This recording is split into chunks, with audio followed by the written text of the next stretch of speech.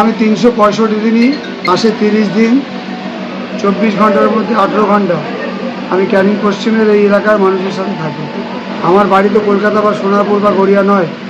স্বাভাবিক কারণে আমি এলাকার বিধায়ক, যখন সর্বক্ষণে এই এলাকার মানুষের সাথে। ভোট প্রচার একটা উপলক্ষ মাত্র, যেতে হয়, তাই আমি প্রত্যেকটা বাড়ি যাই, কারণ প্রত্যেকটা বাড়ির সঙ্গে আমার একটা নারীর টান, একটা আত্মীয়তার টান। তাই প্রতিটা দিন, প্রতিটা মুহূর্তে আমি মানুষের সাথেই থাকি। এবারও ক্যানিং পশ্চিমের মানুষ তারা সিদ্ধান্ত নিয়েই ফেলেছে যে 2021 সালে তাদের ঘরের ছেলে পরেশ রাম দাসকে তারা 35,000 ভোটে জয়লাভ করিয়েছিল। 2024 সালে এখানটা আমি 70,000 ভোটে জয়লাভ, আর এবার 2026 সেই 70,000 প্লাস হবে। মানুষের জনোচ্ছ্বাস, মানুষের ভালোবাসা, মানুষের আশীর্বাদ আগাম আনন্দে এবং আগাম বিজয় উৎসব বলছে যে ক্যানিং পশ্চিম আবারও তৃণমূল কংগ্রেস। বিরোধীদের কথা আমার বলার মতো আমার জায়গা নেই, বা আমি বলতেও চাই না। বিরোধীদের কাজ হচ্ছে বিরোধিতা করা, সমালোচনা করা। যারা এই কথাটা বলছে তাদেরকে বলবেন তো যে 2014 সাল থেকে আর আজকে 26 পর্যন্ত নরেন্দ্র মোদী আজকে দীর্ঘদিন ক্ষমতা আছে।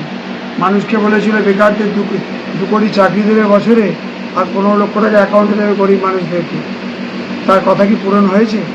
আজকে নিজে ওই প্রশ্নটা তাদের করবেন, তারা এই উত্তর দেয়, তারপরে আমাদের এসআইআরে যেভাবে মানুষের গণতান্ত্রিক অধিকার কেটে তাদের নাম বাদ দিয়েছে। 2002 সালে তাদের নাম থাকা অবস্থাও পরিবারের বাবার আছে, মায়ের নেই, মার আছে, ছেলের নেই। ইচ্ছা মতো তারা এই বাংলাকে ক্ষমতা আসতে চায়, দখল করতে চায়। তাই যেমন একদিকে হিন্দু মুসলিমের ভাগ করছে, অন্যদিকে ভোটাধিকার কেটে নিয়ে মানুষকে ভোট না দেওয়ার জন্য এবং ক্ষমতা আসার জন্য চেষ্টা করছে। মানুষ যে প্রথম দফা নির্বাচনে ভোট দিয়েছে, তারা 100% ভোট দেওয়ার চেষ্টা করেছে। 95, 93, 94% ভোট দিয়েছে। দ্বিতীয় দফাও তাই হবে, কারণ প্রত্যেকটা মানুষ চায় যে তার নিজের ভোটটা সে নিয়ে দেবে। তাই এবারে এসআইআর একটা বড় প্রভাব, সেই জন্য প্রত্যেকটা মানুষ ভোট কেন্দ্রে গিয়ে তার নাম ভোটটা তুলেছিল, লাড্ডু তুলেছিল, লিস্ট করেছিল যে তৃণমূলের লোকদের মারবে।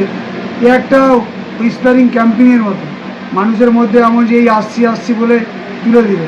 আর আসল তো জনগণ, মানুষ তো ভোট দেবে, গণদেবতাই তো ভোট দেবে।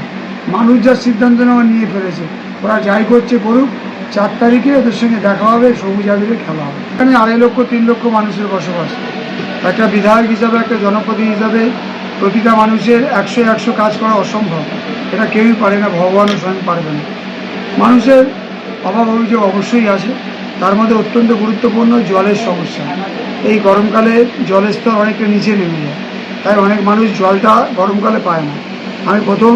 আমি প্রায়োরিটি যে নির্বাচন জয়লাভ করার পরেই সরকার আমাদের গঠন হওয়ার সাথে সাথেই প্রত্যেকটা গ্রামে, প্রত্যেকটা শহরে, আমরা প্রত্যেকটা এলাকায় মানুষের চাহিদা মতো প্রত্যেকটা বাড়িতে যেমন পিএইচির মাধ্যমে জলের পাইপ ঢোকাচ্ছি, সাথে সাথে এলাকায় বেশি সাবমার্সিবল টিউবওয়েল বসাবো।